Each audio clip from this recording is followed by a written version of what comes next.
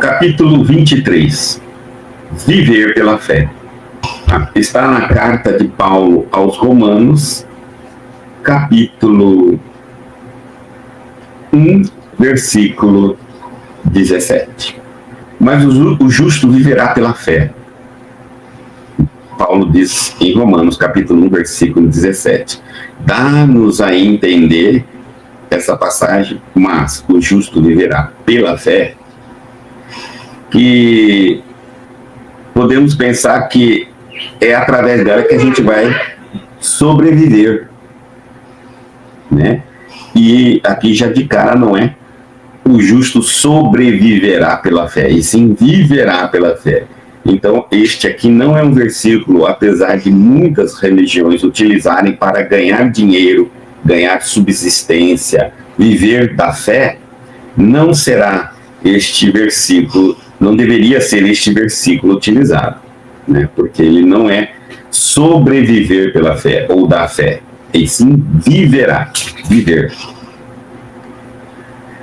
Na epístola aos Romanos, Paulo afirma que o justo viverá pela fé. Pela fé, não sobreviverá da fé. Não poucos aprendizes interpretam erradamente a assertiva. Supuseram que viver pela fé seria executar rigorosamente as cerimônias exteriores dos cultos religiosos. Então a gente já vê aqui, por exemplo, ele vai dar alguns itens aqui que muitos acreditam que viver pela fé é isso. Frequentar os templos, seja ele qual denominação for, ou seja, estar ali presente naquele dia da cerimônia. Harmonizar-se com os sacerdotes, ou seja, conhecer as pessoas que tocam aquele centro, seja centro espírita, os trabalhadores, a igreja católica, seja evangélica, seja os terreiros, seja o candomblé, enfim, estar harmonizado, conhecer totalmente todas as pessoas dali e se dar bem. Respeitar a simbologia sectária. E aqui ele está dizendo assim, se na minha linha, na minha religião, existe um determinado símbolo, uma determinada oferenda, eu tenho que respeitar aquilo. Muito bem. Então, muitos acreditavam que isso aí é viver pela fé. Indicariam a presença do homem justo, ele diz assim. Então, vamos lá, vou repetir novamente. Frequentar os templos, harmonizar-se com os sacerdotes, respeitar a simbologia sectária, indicariam a presença do homem justo, do homem que quer evoluir, do homem que quer crescer, progredir, caminhar. E aí ele diz assim, mas nem sempre vemos o bom ritualista aliado ao bom homem. Nem sempre a gente vê aquelas pessoas que cumprem fielmente a simbologia sectária, que cumprem os rituais religiosos, que frequentam os cultos religiosos, ele está aliado ao bom homem.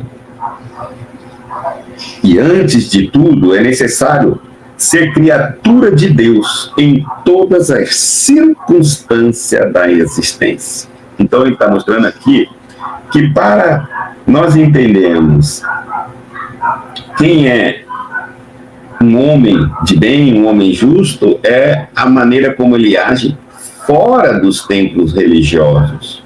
É a maneira como ele age fora dos cultos religiosos.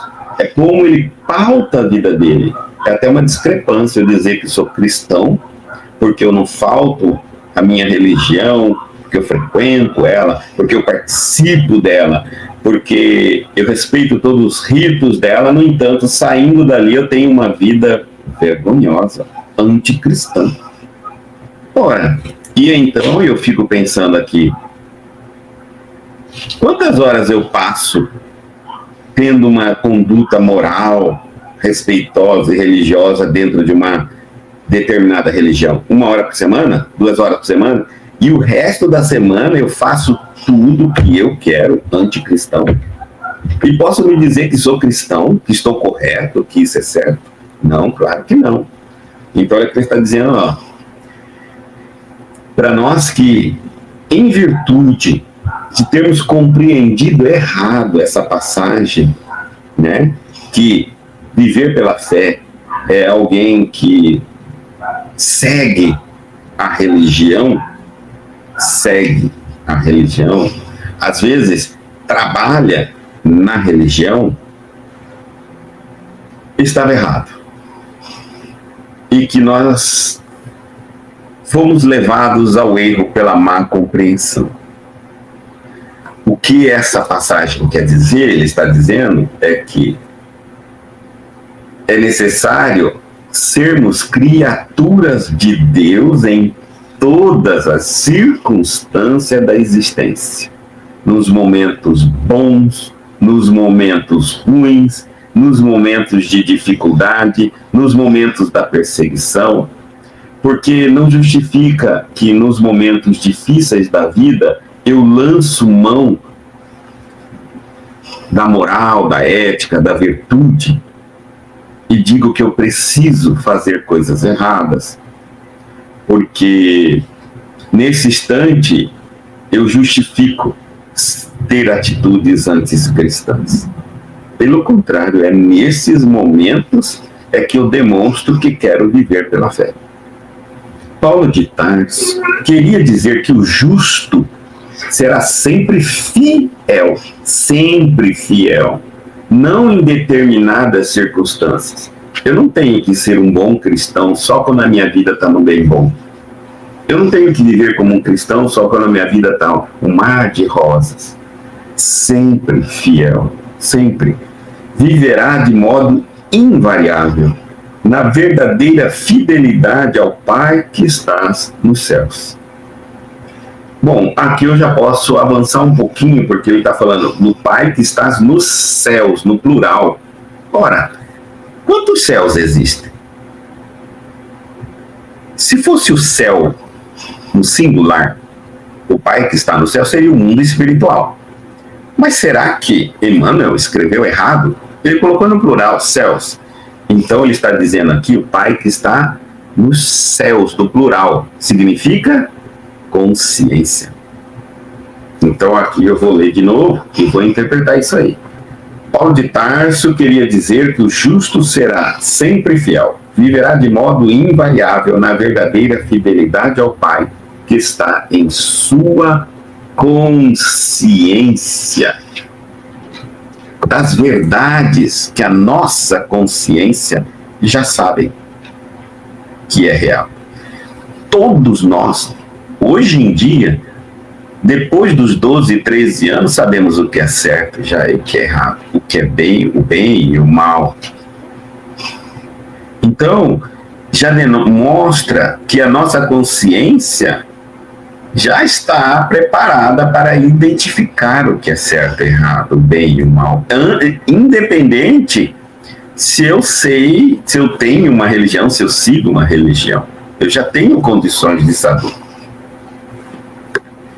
Os dias estão... E agora ele vai mostrar como nós deveríamos agir nos dias bons e ruins. E vai citar alguns deles para que a gente entenda. Os dias são ridentes e tranquilos? Ele pergunta. Você teve um dia bom, ridente é sorridente, feliz, agradável e tranquilo? Tenha boa memória, falou assim. Tenha boa memória e não desdenhemos a moderação. Fixe esse dia, lembre-se do Senhor e não exagere em nome da alegria e da chamada felicidade e desrespeite os mandamentos, os ensinamentos. do nosso Senhor Jesus Cristo. São escuros e tristes. Por que eu estou dizendo isso? Porque os dias são ridentes e tranquilos. E aí ele fala assim, ó, tenha boa memória e não desdenhe a moderação. Porque nós somos muito contraditórios. Às vezes a gente diz assim, eu não consegui ser fiel a Deus no momento da doença. Era muito difícil para mim. Outro diz, eu não consegui ser fiel a Deus no momento das necessidades materiais. Era muito difícil para mim. Outro diz, eu não consegui ser fiel a Deus nos momentos de tristeza. E outros então vão dizer, eu não consegui ser fiel a Deus nos momentos de alegria. Eu estava demasiadamente alegre. A pergunta que a gente faz é, quando será que nós vamos ser fiel a Deus? Então, olha aqui. Por isso ele está dizendo, os dias são ridentes e tranquilos, mantenha boa memória. Fixe-se na memória, lembre-se dos ensinamentos do Cristo e não diga que é porque você tem um dia tranquilo e sorridente, você perdeu a moderação. Nós interpretamos a alegria, por exemplo, do Carnaval, do Natal, que é um encontro religioso. São datas festivas de alegria, do aniversário das pessoas que tanto amamos, do nosso aniversário, e dizemos assim, eu estou tão feliz, então eu tomei todas até cair. No dia que o nosso time de futebol ganha o campeonato. Então, aí, em nome de momentos alegres, de momentos felizes, bebemos sem moderação. Usamos drogas. E nessa falta de moderação cometemos, inclusive, crimes. Cometemos inúmeros atos que até nos envergonhamos deles. Quando deveria justificar a nossa alegria servir a Deus. Aí ele continua e diz assim, são escuros e tristes o teu dia? Você está naquele momento de depressão, melancólico, de tristeza, momentos escuros da ignorância que você não sabe o que é certo, o que é errado, em que a dúvida é maior. Ele diz assim, confiemos em Deus, sem cuja permissão a tempestade não desaparia. Ou seja, se está te assaltando a tristeza, a escuridão, é porque Deus permitiu. Não é que Ele queira, é uma diferença entre Deus querer que você seja triste, fique triste, esteja na escuridão, e Deus permitir. Permitir é porque Ele não vai desrespeitar a lei. A lei é de causa e efeito. Se você fez algo que retorna a tristeza, as consequências na sua vida, não, é natural que você esteja colhendo esta tristeza. Tá? Mas não é o que Deus quer para nós. Por isso enviou o teu Filho, Jesus Cristo, nosso irmão, para ensinar-nos a agir conforme as leis de Deus e não entrarmos nesse período de consequências, de atitudes equivocadas, erradas, seja nesta ou em outras existências. Veio o abandono do mundo, você se sente abandonado, solitário, o Pai jamais nos abandona. Ninguém está sozinho. Em momento algum estamos sozinhos. Aqueles que têm uma sensibilidade mais aguçada sabem que nunca estiveram sozinhos. Mesmo que fisicamente não há ninguém, existem os presentes invisíveis, os espíritos. E estes podem ser aqueles que nos amam e aqueles que nos odeiam.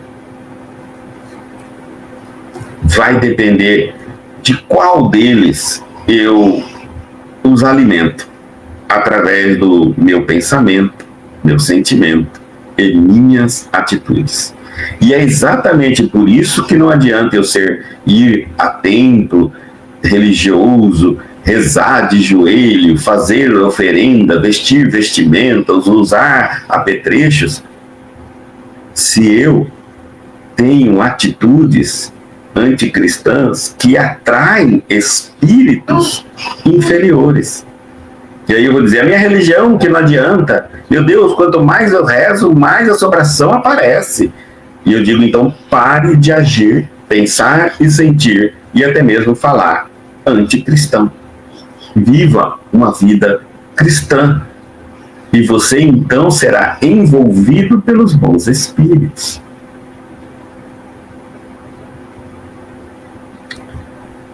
Chegaram as enfermidades, os desenganos, a ingratidão e a morte. Então, chegou o momento de enfrentar a dor, o desengano, quer dizer, agora as ilusões vão caindo por terra, né? A beleza vai desaparecer, as coisas bonitas vão desaparecer, a ingratidão, nós vamos nos sentindo que estamos sendo envolvidos por pessoas ingratas, que não devolvem para nós o que fizemos por ela.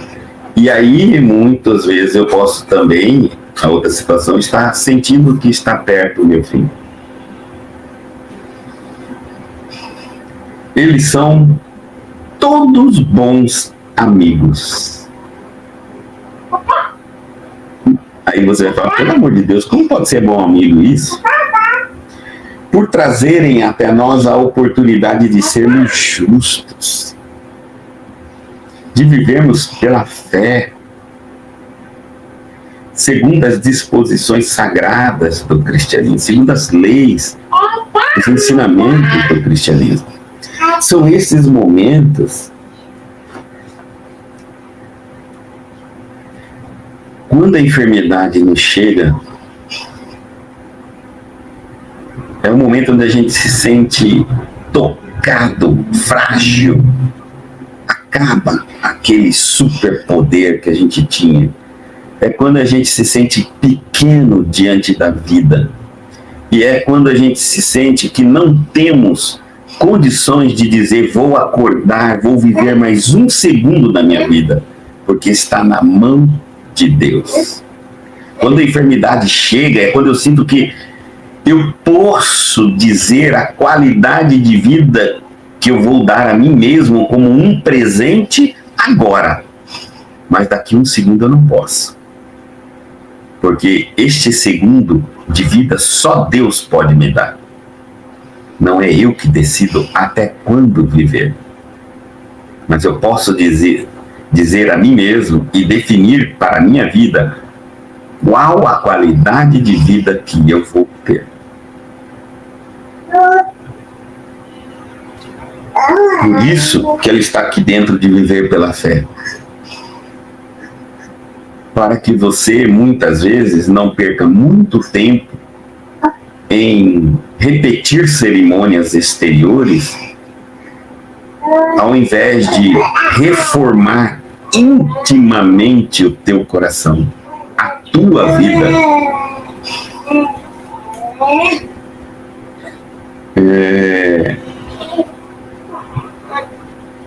Os desenganos chegam. Então, eu acho que uma das fases melhores da vida é quando alguns dizem assim, quando chega a idade da velhice, a gente é tomado pelo desengano.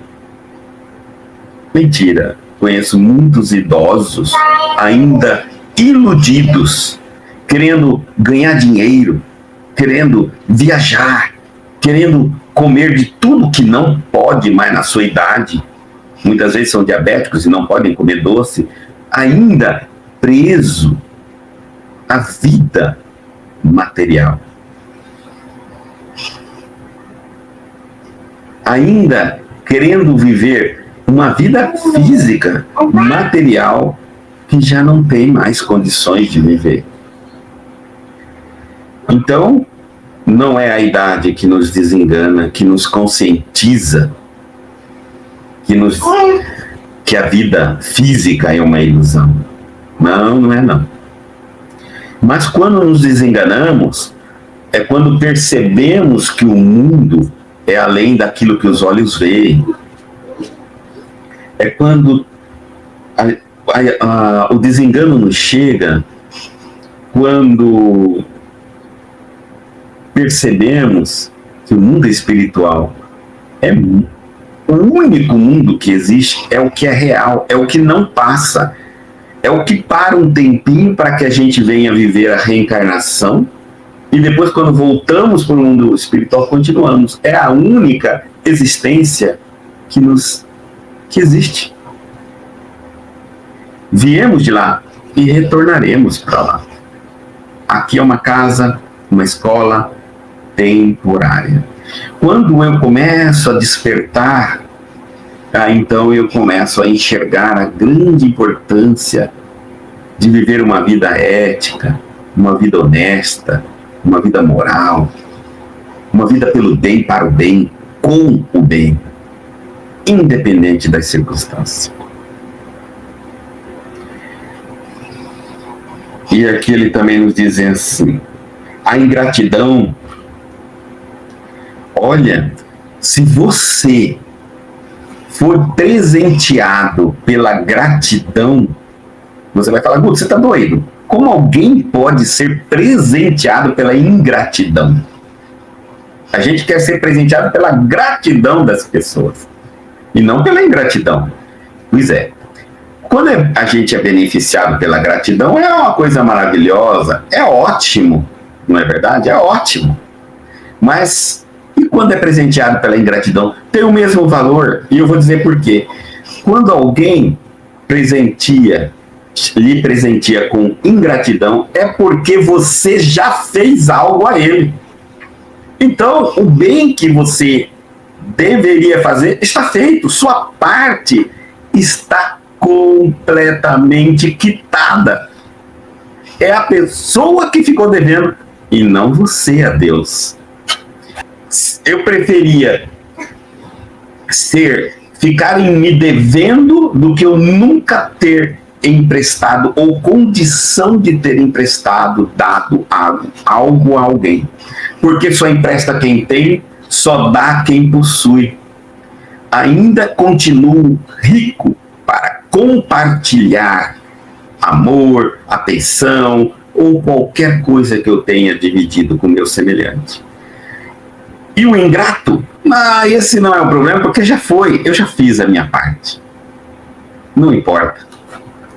Então a ingratidão é sim um bom amigo seu. E eu acho que é mais triste a gente morrer sem ter feito nada de bom a alguém, ou a nós mesmos. E a morte, Guto? Como a morte pode ser um bom amigo? Como?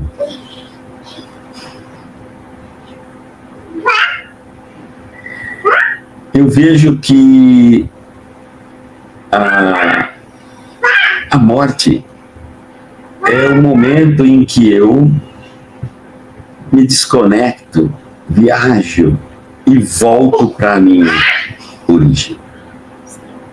É onde eu passo a viver novamente a realidade da minha existência.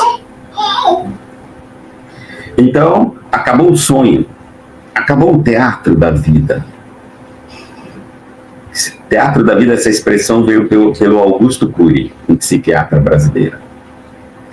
Acabou esse teatro. Nós não temos mais que representarmos uma personalidade. A morte nos devolve a sermos espíritos, energia pensante imortal, que vaga e vagará por toda a eternidade. Nós não morreremos mais.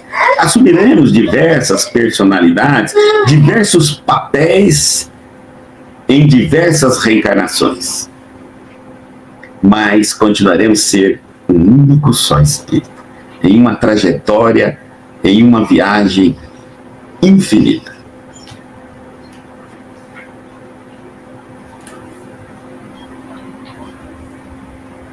E a morte também, ela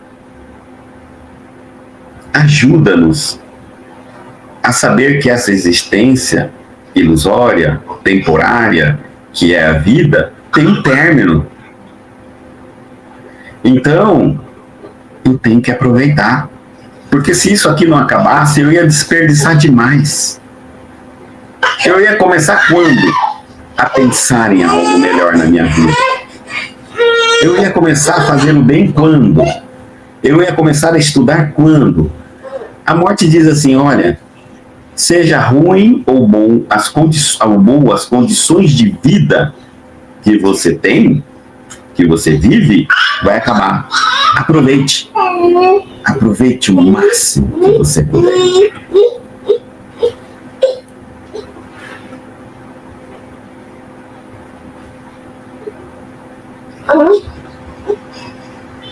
E aí ele diz assim, eles todos bons amigos, por trazerem para nós a oportunidade de sermos justos, de vivermos pela fé, segundo as disposições sagradas do cristianismo.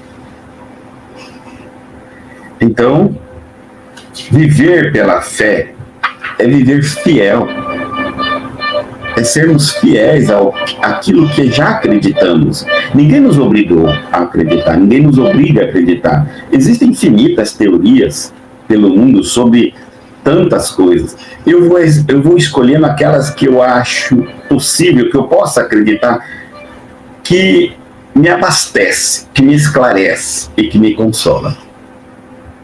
Quando eu faço isso, eu faço de livre e espontânea vontade.